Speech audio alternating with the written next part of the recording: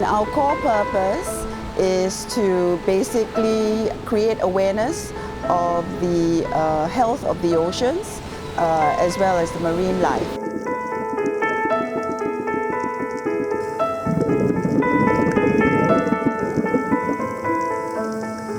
We are hoping it's through education. If you can pick up just a bit, and then when you go back to your home, all right, you can help to spread the awareness. So it is also good that we create this awareness for the younger generations. Spread awareness for marine conservation and help locally with coral reef cleanup and the replantation of corals.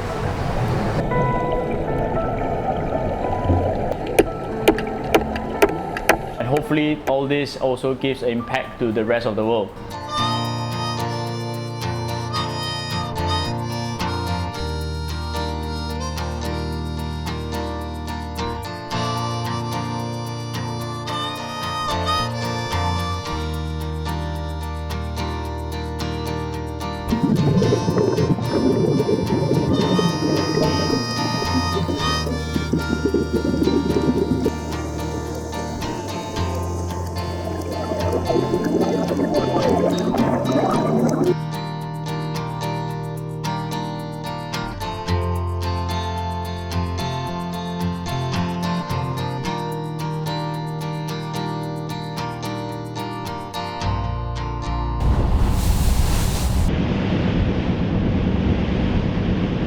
The International Seakeepers Society is a non-profit organization that was started in 1998 by a group of concerned yacht owners who were alarmed at the deterioration of the waters, and they got together to form this society. Through UMT and through our bosses, we linked up together and came up with the idea of this project.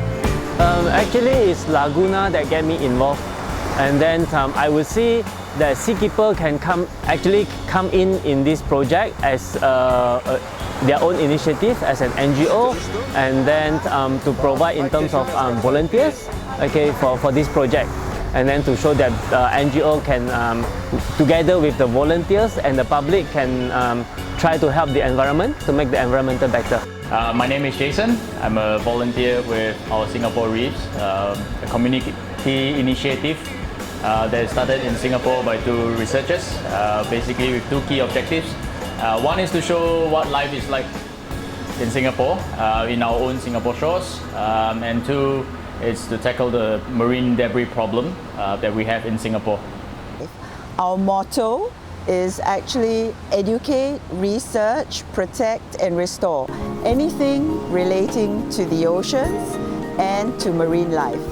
So, I mean, most people, when they go diving, when they go to spots to dive, it's usually nice spots. They're usually like nice spots, pristine, nice sea life, nice corals, nice coral life, everything.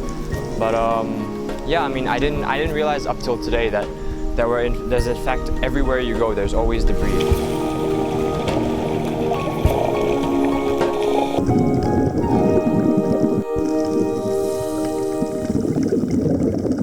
So Seakeepers approached the resort, Laguna Redang Island Resort, to see if we could do a project together with specific regard to underwater cleanup as well as a coral rescue mission.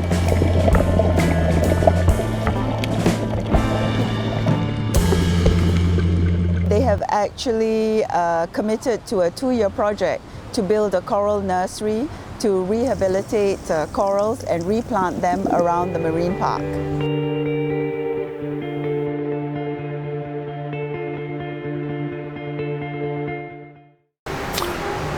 What we do to inform the tourists is during their arrival briefings, we already give them some safety briefing and what to do and what not to do. Like do not litter, do not step on corals, don't take back anything that you pick up from the beach. And sometimes we also have this university coming 2 or 3 times a year, especially during school holidays. and they will come and give some awareness talk.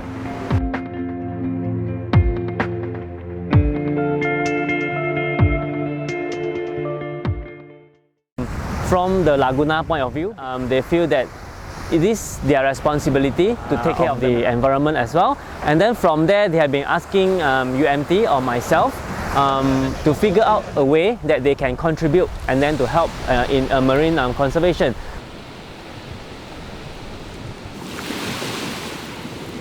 Coral rescue mission. Yeah, this is what we have been having in mind for the past 2 or 3 years, but we haven't found the correct partner to carry out things like this. With specific regard to the coral nursery, obviously this is a project that is particular to this area, because what we want to be able to do is, after the recent coral bleachings and the general wear and tear, you may call it, we want to help to repopulate the coral reefs here.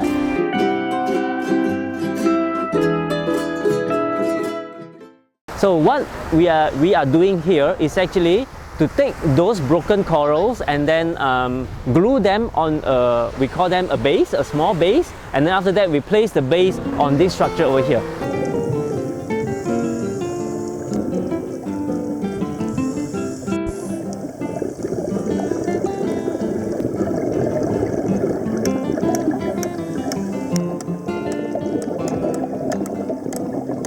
The idea of the structure is actually to provide a stable substrate, okay, for the coral, especially those broken corals, coral nubbin. So broken corals mean that they don't have a stable substrate for them to grow. So eventually, if they just keep on rolling on the sand, all right, then they will die for sure.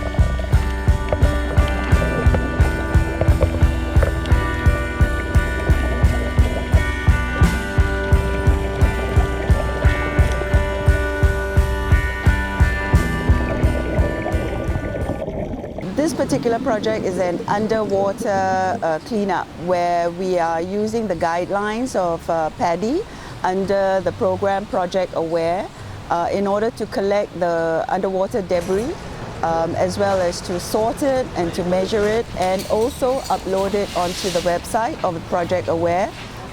Again, this is a general sharing of data so that scientists around the world are able to understand what is the type of debris that is found here.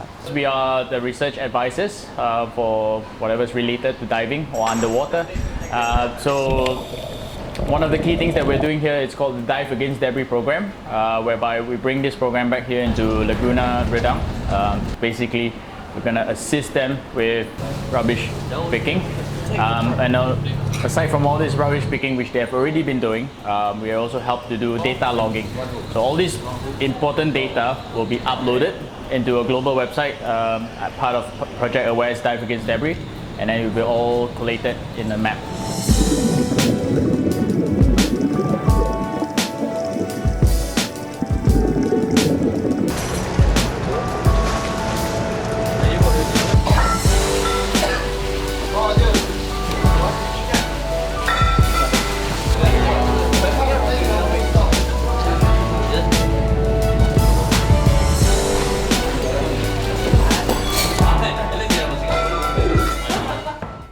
Like today, we were doing some coral reef cleanup and we were picking fish nets out of the corals. And I mean, I realize now that wherever I went, there were places, there were like coral reefs with like string stuck all the way through the corals, but we never noticed it because I personally didn't know what to look out for until today. Especially after monsoon, we actually get a lot of marine debris, as you can see, plastic bags, fishing nets, and then also ropes. So those is actually the marine debris that wash up on the shore and also in the water.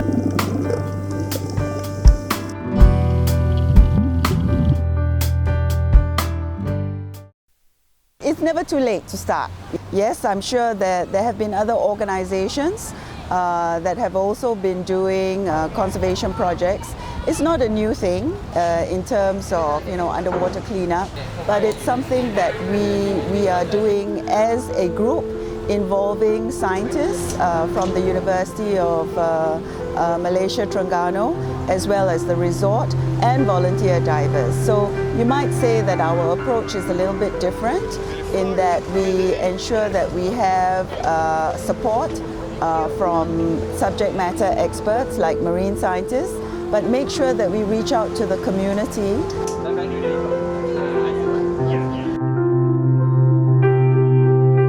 We do our own cleanup with our divers or like Project Aware. In fact, every resort or every dive center in this Redang Island, they will do one Project Aware every year.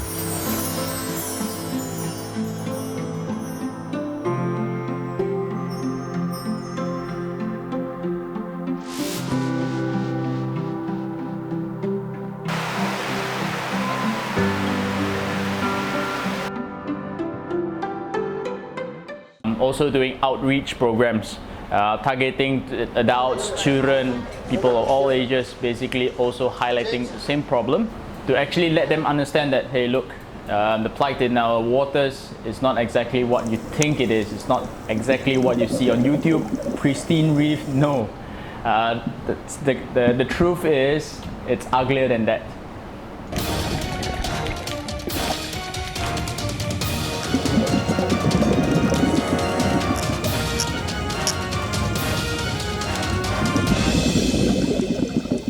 I get a sense when I go to school and when I go places, I get an awareness of, you know, a lot of people say what carbon levels are rising and this leads to, you know, global warming and all these kinds of things, and it's affecting the ocean a lot. But I mean, you don't really pay attention to it unless you take time to think about it. Having a clean reef, it's definitely important. Basically, the reef provides us with our protein, whereby we get all our fish, squid, all the food, seafood from the ocean. So without a clean reef, definitely all this marine life will definitely suffer through entanglements of consumption of marine plastic or whichever. It could be a turtle who mistakes a plastic bag as a jellyfish. When they consume it, they get bloated. In the long run, they will die. Not only that, if a piece of plastic bag, for example, and then is stitched on the coral, a hard coral, it will smoother the surface of the coral, all right? Then it will kill the coral as well. So we want to try to remove as many trash and marine debris as much as possible in that dive. Well, in Bali, it had a video that went viral. I think it's generating like 1 million views now, more than that. Somebody is just diving in the waters, filming all plastic bags floating all over the place, but yet you have the manta rays just swimming around together with the plastics. When they post it online on their own social media, such as Instagram, Facebook, it becomes a real story.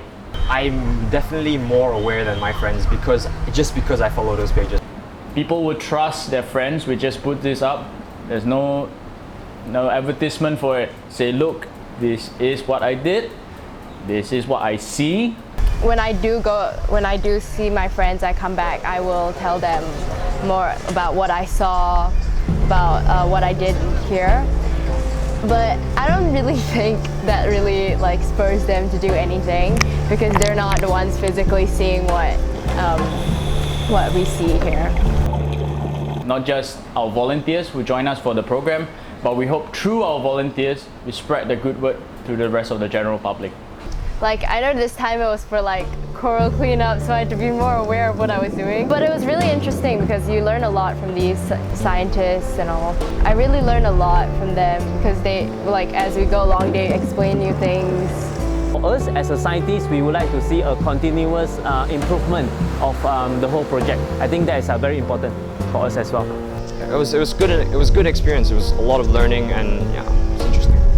And I would say that this is a very beginning of the whole project. You know, we have enough resources and then the commitment from other NGOs or seakeepers and also the Laguna. Then we hope that this project will continue on, all right, without end.